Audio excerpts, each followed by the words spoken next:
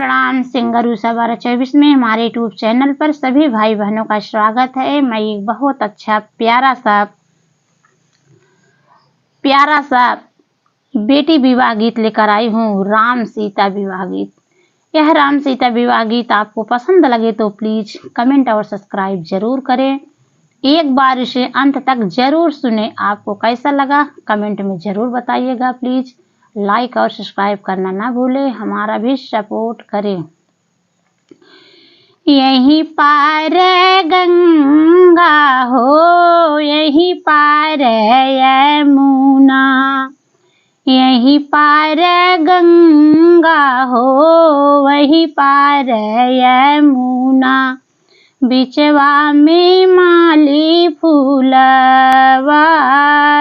जी, बिचवा में माली फूलवारी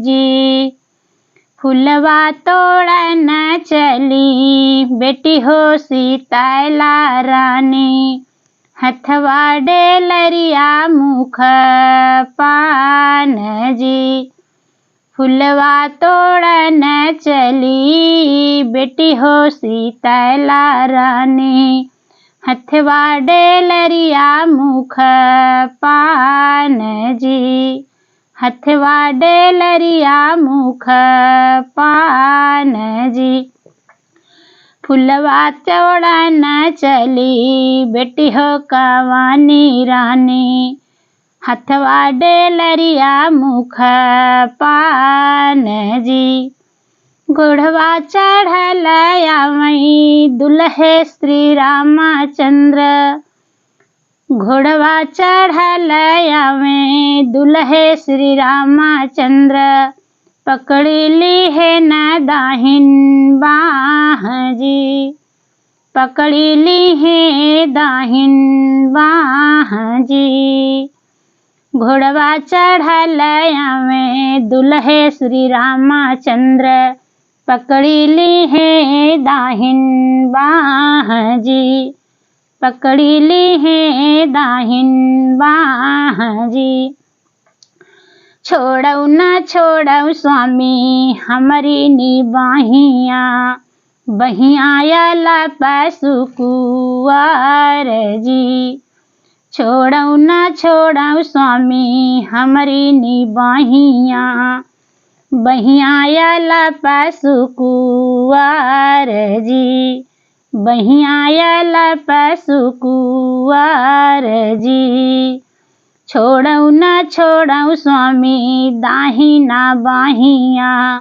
बहिया पशु कुआर जी, छोड़ऊ न छोड़ऊ स्वामी दाहिना बाहिया, बहिया पशु कुआर जी, बहिया पशु कुआर जी, बाबा जे सुनी हई दुखिता होई हई हो, बाबा जे सुनी हई दुखिता होई हई हो, मैया जो उठी है ऋषियाई जी, मैया जे उठी है ऋषियाई जी, मैया जे उठी है ऋषियाई जी, फुलवा जे तोड़ी बेटी घर के जो लवटली, मैया से पूछे लगी बात जी,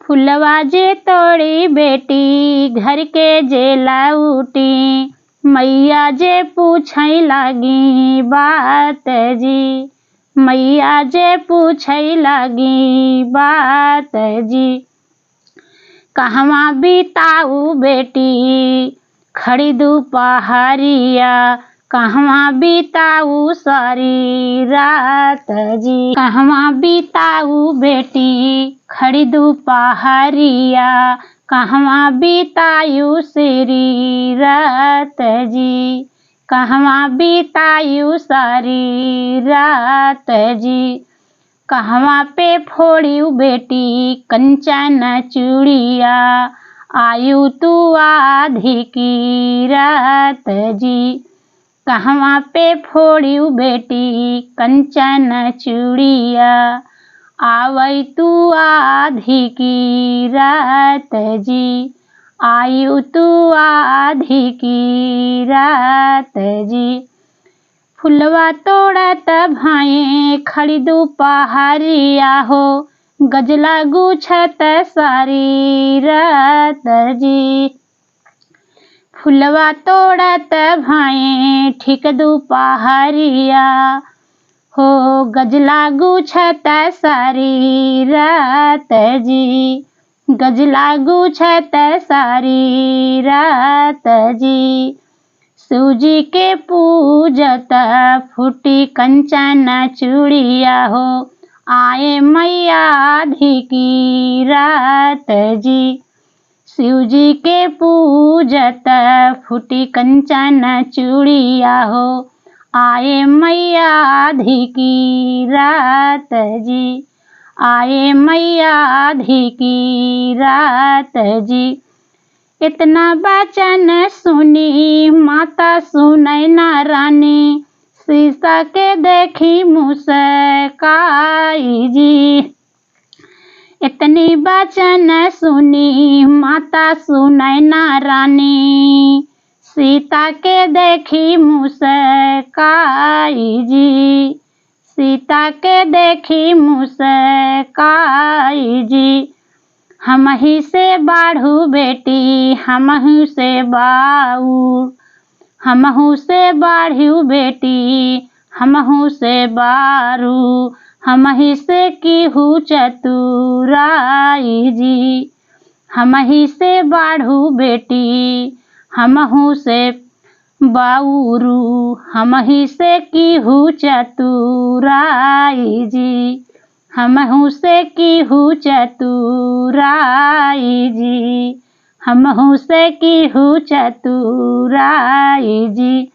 अपने ही स्वामी संग दिनवा बितायु, आयु तू आधी की रात जी। अपने ही स्वामी संग दिनवा बितायु, आयु तू आधी की रात जी, आयु तू आधी की रात जी।